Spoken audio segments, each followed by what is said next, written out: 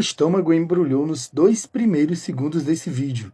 Olha o que esse cara usou como ingrediente principal. Quinó. Meu Deus. Parece um fondue, né? Da privada, no caso. Parece que tá bom.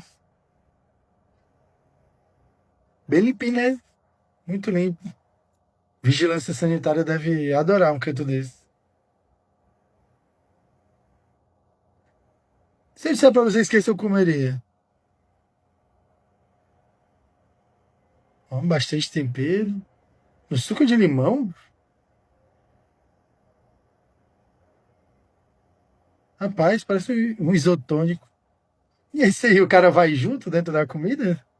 Pra dar sabor, né? Meu Deus.